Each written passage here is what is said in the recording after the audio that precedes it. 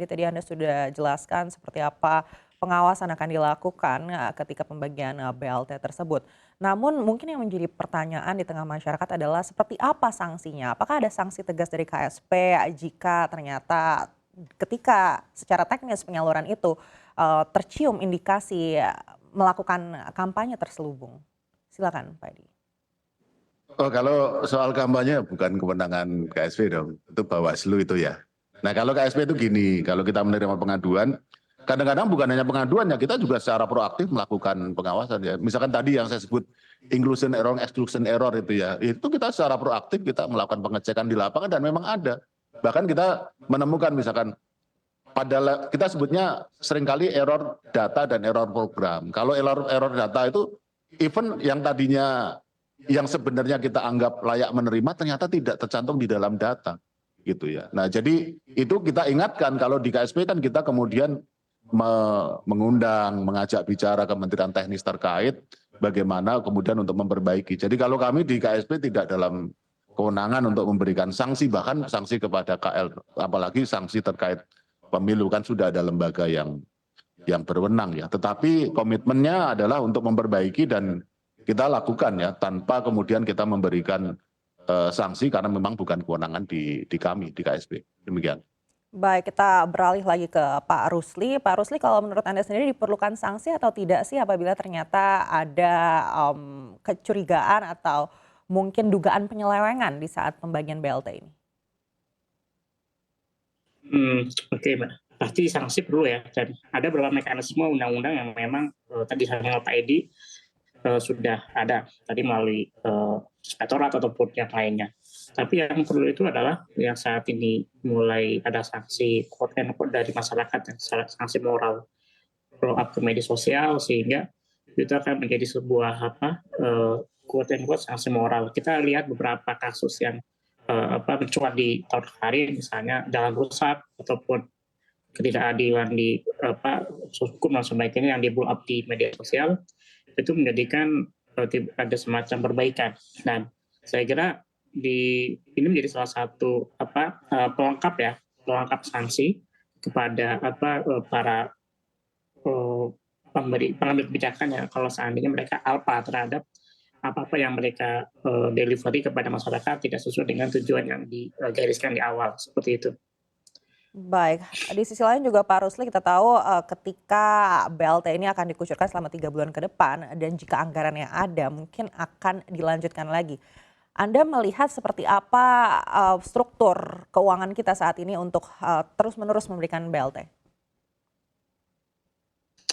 Mbak, pertama biasanya kalau di awal tahun itu belum ada misalnya penerimaan pajak ya, jadi masih bisa pakai situ 4 tahun lalu dan itu menjadi salah satu sumber anggaran bagi kita untuk mendelivery program. Tapi kalau memang seandainya itu quote and quote ceknya kering, biasanya ya pasti menerbitkan semacam sun atau yang lainnya ataupun ori seperti itu, Mbak. Dan ini memang kalau seandainya program ini sudah di-deliver ataupun dirancang tahun sebelumnya ya oleh Presiden sama Bu Sri Mulyani Menteri Keuangan menyampaikan ini kepada para ketua partai politik, semua fraksi DPR sehingga mereka agree untuk mendelivery ataupun mengaplikasikan program ini di awal tahun, ya pasti masalah keuangan itu sudah disiapkan anggarannya.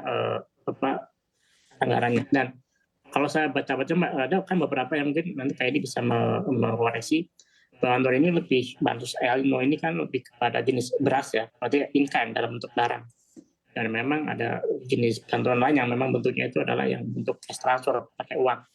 Kalau bisa pada beberapa penelitian akademik yang menggunakan data microdata, memang jenis bantuan yang memang paling efektif itu ya bantuan yang sifatnya adalah cash transfer, pakai uang tunai langsung kepada masyarakat.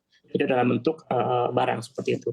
Kenapa? Karena kalau bentuk uang itu masyarakat dikasih duit, penerima manfaat mendapatkan uang, mereka bisa dengan leluasa membelanjakan uang mereka.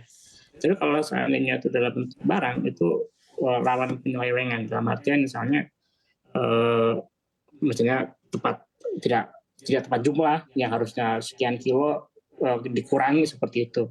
Atau bahkan kalau ini di masa pemilu, misalnya bantuan dalam bentuk satu karung beras misalnya ya 20 kilogram beras, ada embel-embel, tempel stiker kan, seperti itu sebagai media kampanye meskipun mungkin dari pemerintah dari awal dari Bulog ataupun sebagai penyalur nggak ada semacam intensi, tapi tiba-tiba ketika di tim kampanye di daerah dia nempelin seperti itu, menumpang. Nah itu ada beberapa plus minus dan kalau saya secara pribadi ini lebih cenderung untuk lebih kebijakan bantuan itu adalah lebih kepada cash transfer karena memang beberapa paper ini penelitian ya menjelaskan ini lebih efektif dibandingkan bantuan in-kind meskipun beberapa case misalnya orang yang memang tidak memiliki rekening mungkin bantuan barang itu lebih tepat sasaran karena memang mereka lebih lebih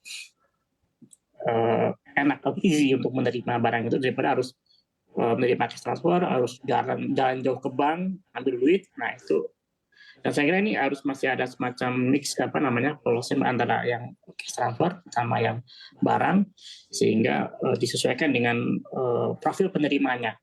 Dan ingat mungkin yang menjadi spotlight lagi ini pemilu dan kalau bantuan barang itu rawan untuk dimanfaatkan sebagai media kampanye. Tinggal bagaimana tadi kalau seandainya dari pihak pemerintah tidak bisa memberikan sanksi ya pasti Bawaslu tidak optimal ya kita blow up ke media sosial sehingga memberikan harapannya itu bisa memberikan efek jerah kepada orang-orang yang memang memanfaatkan bansos ini menjadi untuk media kampanye. Baik, kita beri lagi ke Pak Edi. Pak Edi, sekali lagi Pak Rusli menyoroti terkait dengan pilihan pemberian bantuannya sendiri begitu. Dan Pak Rusli menilai juga mungkin lebih efektif untuk bisa melakukan transfer. Tanggapan dari KSP seperti apa? Ya, sudah benar yang disampaikan Pak Rusli, ada plus minus ya. Barang dengan uang atau cash transfer ini ada plus minusnya. Dan kalau kita di pemerintah ini kan bukan berarti kita harus memilih salah satu, karena masing-masing ada plus minusnya. Saya kasih contoh real ya. Bantuan pangan dalam bentuk misalkan beras, ya kan, oleh beberapa pihak kemudian dikritik sebaiknya uang saja bisa diberikan beras, bisa diberikan yang lain. Nah itu kemudian ada program bantuan pangan non tunai atau kartu sembako itu. Itu kartu sembako itu kan orang diberi saldo, bisa diberikan beras. Nah ada loh beberapa kabupaten yang menolak. Tadinya kita kaget juga tuh, loh kok menolak ya? Ternyata di sana harga beras itu tinggi sekali. Sehingga ketika diberikan dalam bentuk uang tunai mereka rugi. Mereka lebih memilih kemudian diberi bantuan beras seperti sebelumnya. Karena kalau bantuan tunai dengan jumlah yang sama dengan di daerah lain, mereka menggunakan uang tunai itu bisa digunakan untuk membeli beras tapi dengan jumlah yang lebih sedikit. Jadi ada hal-hal seperti ini sehingga kemudian kalau kita di pemerintah bukan harus memilih salah satu tapi mix ya. Tapi memang ada titik tengah di antara itu ya Pak Rusli dan teman-teman semua ya. Ya dia ada yang tunai, ada yang barang, ada yang saldo. Jadi tadi itu seperti bantuan pangan non tunai itu. Jadi orang diberi saldo hanya bisa digunakan untuk membeli barang kebutuhan pokok yang ditentukan. Itu BPNT. Atau bisa juga diambil tunai bisa. Tapi andaikan digunakan untuk beli barang hanya untuk barang tertentu. Nah, jadi saya kira itu yang kemudian menjadi kebijakan pemerintah. Tapi pemerintah menyadari ya bahwa ada plus minus ya di antara bantuan dalam bentuk barang atau dalam bentuk cash. Cash juga kan mau transfer langsung ke rekening atau melalui kantor pos itu juga ada perdebatannya itu gitu kan. Jadi melalui bank mungkin bagus gitu ya, efisien, tapi ternyata juga tidak semua terutama saudara-saudara kita kelompok menengah ke bawah tidak semuanya punya rekening di bank sehingga kemudian pakai kantor pos. Kantor posnya ada cost-nya juga dan cost-nya lumayan tinggi itu untuk kalau kita menyalurkan lewat kantor. Jadi saya kira ada plus minus dan pemerintah mempertimbangkan itu semua dan pada akhirnya ya kita punya bantuan yang bentuknya uang tunai. Sebagian besar saya kira seperti itu dan juga masih ada bantuan dalam bentuk barang spesifik terutama bantuan pangan ya yang sekarang melalui oleh Badan Pangan melalui Bulog. Dulu Kemensos tuh, kemudian penugasan ke Bulog. Sekarang setelah ada Badan Pangan yang kemudian menugaskan PT atau Perum Bulog ya untuk menyalurkannya. Demikian.